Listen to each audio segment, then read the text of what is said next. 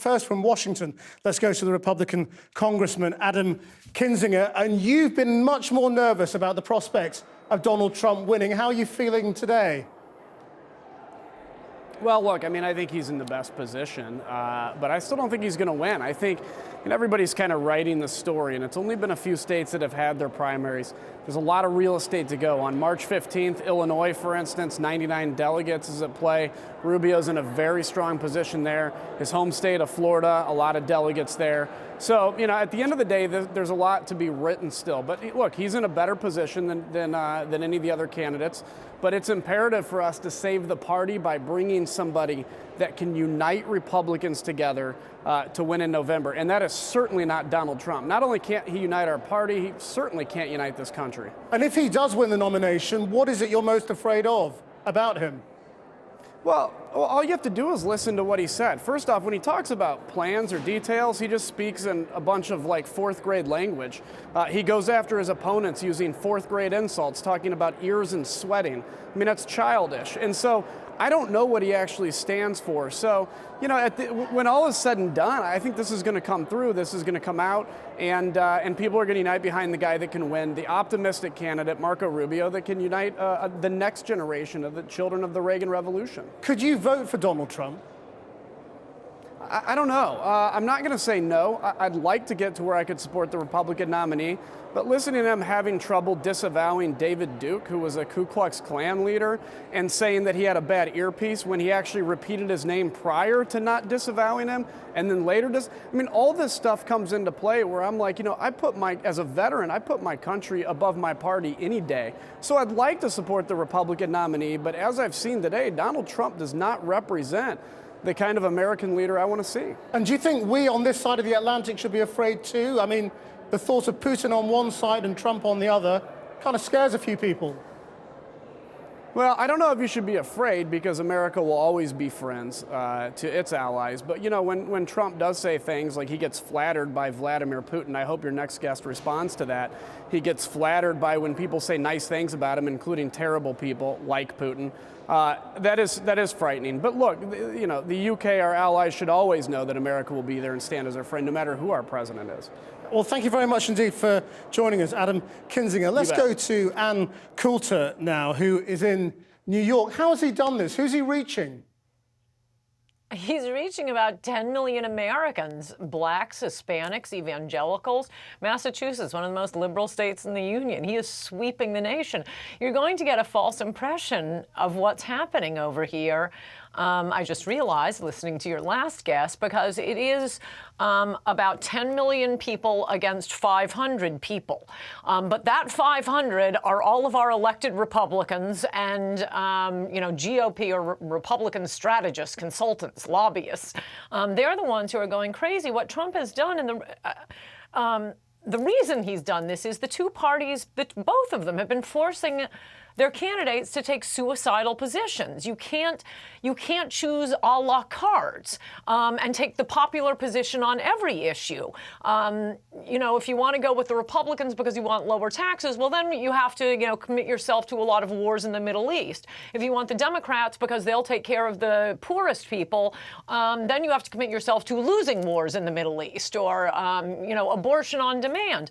Trump comes along, and mostly on immigration. It mostly has to do with building the wall and American sovereignty and taking care of the people who already live here.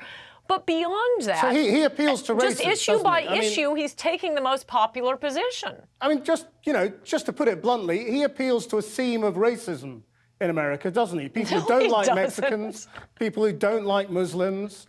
That's all pretty straightforward looking at it from the outside. No, he doesn't. He won a majority of the Hispanic vote. He's winning huge numbers of the black vote for Republicans. I mean, the numbers on that are a bit dodgy. For the Democrats. And he's winning huge numbers of Muslims. But I'm sorry, can we ever talk about the white American vote or the white and black American vote? That is the traditional America. For 200 years, it hasn't been a multiracial society. America has been a biracial society. The recent immigrants, they're voting overwhelmingly for the Democrats, but luckily, as I suspected, they came to America. They want to live in the America that they immigrated to. They don't want to turn America into Mexico. And the way things are going, that is what it's going to be, which is part of the reason. Do you have enough sort of angry white people to take him to the White House? They're not angry. You know, he can get the nomination, but he's then got to take on Hillary Clinton. He's going to crush Hillary Clinton. Mark my words. We've been hearing for 7 months how Trump, it's a summer fling. He's not going to win a single primary, over and over again from the other people I am sure you're interviewing. He's going no place. He'll never be the nominee. He is doing far better than Mitt Romney did in 2012. He is doing 1,000,000 times better than John McCain did in 2008. He's doing comparable to what Obama was doing, except I think even better than that when he ran against Hillary Clinton. These are stunning numbers he's getting, and the demographics he's getting are stunning. He is winning across the board. It is not just, angry white men. This is just a way to insult the American people. But look, my friends are... Okay, sorry to interrupt, but I mean, do you really know exactly what he stands for and everything? So take abortion. Yes. I mean, he says he is anti-abortion, but he says Planned Parenthood has done great things for millions of women. Do you agree with him on that? Yes. Yes. That they were right to help all those women. This is what I mean about not being constrained by donors and lobbyists and consultants. He can say something that is perfectly common sense like that. Look, I'm pro-life, but that's not common sense. That's contradictory. No, it isn't. He said that Planned Parenthood has done wonderful things for millions of women. He's talked to women. They do cervical cancer screening. They do breast cancer screening. They help with birth control. But he is against abortion. And as long as they keep performing abortions, he will not allow them, or at least will veto their being federally funded. Fine. It makes perfect sense. Take the Middle East then. I mean, he has said on one day he'd leave the Middle East to Russia. And then on the other day, he wants American policy to become sort of officially a war criminal by bombing the families and children of IS fighters, and to fight IS even more strongly. So which is it? I mean, does he want to go to war in the Middle East or leave it to the Russians? That's not going to war. That's bombing the S out of them. And I think that is a vastly, massively, both liberal and conservatives are done with war. We've had enough with war.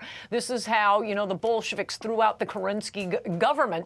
We are sick of war in this country, and the Republican Party is tied to, no, we have to keep fighting wars in the Middle East. Marco Rubio wants to start about 3 separate wars. No, we're done for now. Could we take care of America for a while?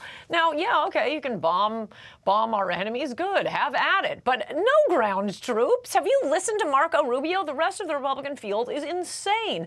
And they are not where the American people are. And Donald Trump is. Ann Coulter, thank you very much for joining us.